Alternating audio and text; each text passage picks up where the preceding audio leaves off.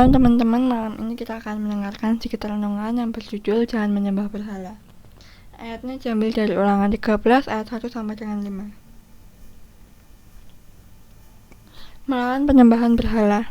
Apabila seorang nabi atau seorang pemimpi bangkit di antaramu dan dia memberitahumu suatu tanda atau mukjizat, dan tanda atau mukjizat yang ia ramalkan padamu terjadi dengan mengatakan, mari kita mengikuti ilah-ilah lain yang tidak engkau kenal, dan mari kita beribadah kepadanya.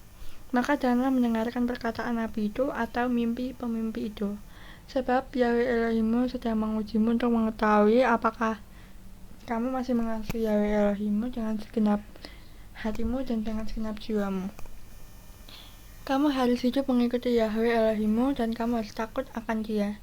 Dan kamu harus memelihara perintah-perintahnya, dan kamu harus mendengarkan suaranya, dan kamu harus beribadah kepadanya, dan juga kamu harus bergantung kepadanya.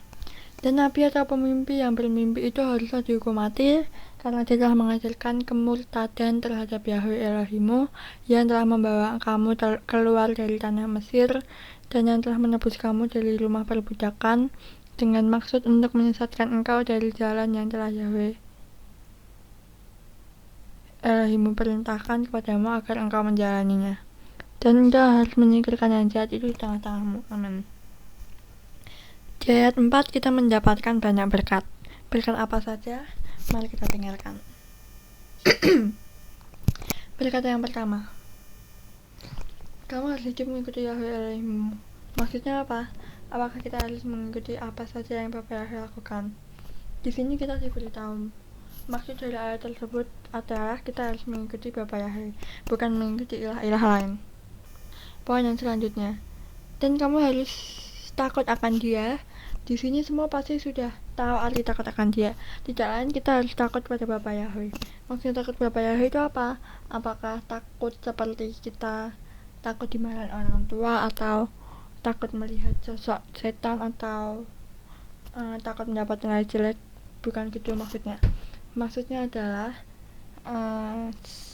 ya salah satunya kita taat pada perintahnya, itu termasuk kita takut pada Bapak Yahweh. Oke, kita lanjut ke poin yang berikutnya. Di situ kita diberitahu bahwa kita harus memelihara perintah-perintahnya. Caranya bagaimana? Caranya dengan kita menaati perintah Bapak Yahweh, baik di keilat maupun di luar keilat. Selanjutnya, di ayat tersebut kita diajak untuk mendengarkan suara Bapak Yahweh. Artinya adalah kita harus melakukan segala sesuatu menurut kehendak Bapak Yahweh. Selanjutnya kita harus beribadah kepadanya. Nah, ini yang paling penting. Jangan sampai di suatu gereja ada sesuatu yang menarik, kita langsung datang ke gereja tersebut. Contohnya, kita lagi main sama teman, tiba-tiba teman bilang, di gerejaku ada pohon Natal yang besar loh, pokoknya bagus banget. Dari kata-kata teman tersebut kita tertarik, kita malah ikut Natalan. Jadi jangan sampai kita beribadah tapi menyembah ilah-ilah lain. Yang terakhir, kamu juga harus bergantung kepadanya. Maksudnya bergantung kepadanya itu apa sih? Apakah kita harus bergelantungan seperti monyet? Bukan seperti itu. Maksudnya adalah dalam kondisi apapun kita harus datang kepada Bapak Yahweh. Jangan sampai saat kondisi senang kalian datang ke teman, tapi saat kondisi susah kita datang kepada Bapak Yahweh. Jadi dalam kondisi apapun kita datang kepada Bapak Yahweh ya. Jangan tinggal Bapak Yahweh saat kondisimu baik-baik saja.